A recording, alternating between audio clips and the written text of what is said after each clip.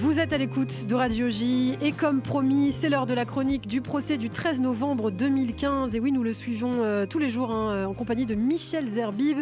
Bonjour Michel. Anna.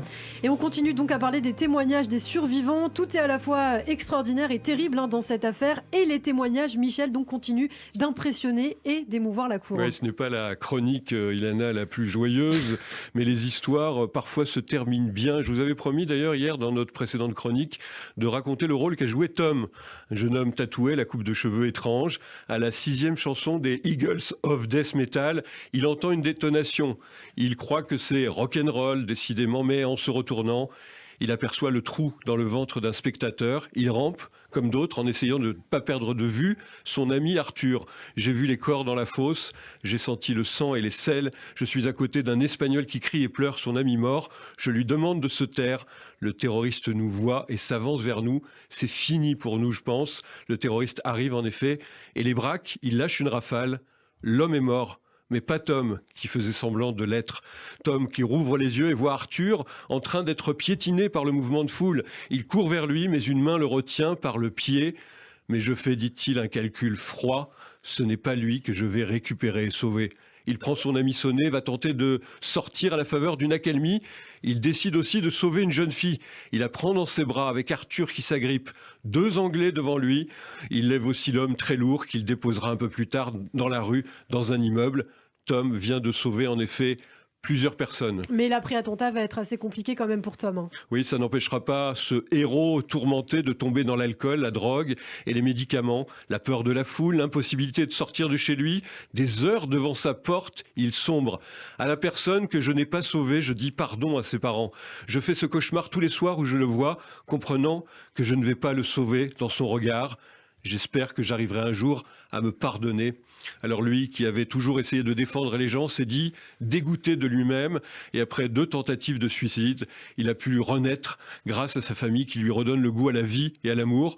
Aujourd'hui d'ailleurs, il crée des shows en live vivant, donc pour rendre hommage à ceux qui n'ont pas eu sa chance. Et puis vous avez aussi retenu un autre témoignage hier, Michel, l'incroyable récit d'un homme sauvé par la BAC qui a impressionné la cour et qui fait partie aussi de l'histoire de cette folle tuerie. Absolument, je suis celui que le terroriste a mis en joue sur la scène.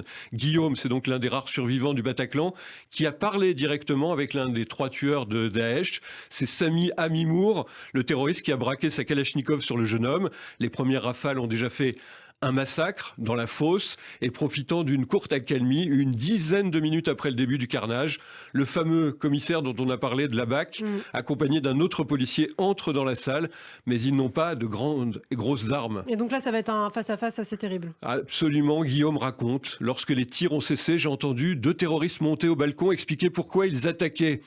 Et c'est toujours sur les questions de la France en Syrie. Je décide d'en profiter pour prendre la fuite par une issue de secours à la gauche de la Seine, sauf que j'entends des bruits de pas sur des marches en bois. C'est qui ? Sami Amimour. Sa démarche est nonchalante, raconte encore Guillaume. Il tient son arme par la crosse comme un jouet. On pouvait s'attendre à une démarche plus professionnelle, dit drôlement Guillaume. Nos regards se croisent. Il n'a pas dû croiser beaucoup de regards ce soir-là. Dans le sien, je crois comprendre qu'il ne me tuera pas, du moins pas maintenant. Peut-être voulait-il faire durer le moment par cynisme. Il me dit « Tu es avec nous, lève-toi, lève-toi. Lève-toi ou je te tire une balle dans la tête », vocifère Amimour. Alors, qui demande d'ailleurs à Guillaume de venir avec lui sur la scène. Je me retrouve, dit-il, les bras en l'air, côté cour. Je constate alors l'étendue des dégâts dans la salle, jonchée de cadavres, de moribonds et de blessés. Le terroriste, lui, le tient en joue et Guillaume a décrit une scène. Aussitôt, le terroriste du balcon m'interpelle. « Qu'est-ce que tu fous là ?» Amimour répond « C'est bon, il est avec nous !» Et puis l'autre du balcon crie « Je vais te tirer une balle dans la tête, couche-toi !» Je réponds « Je suis avec vous !» Une façon d'apaiser son excitation.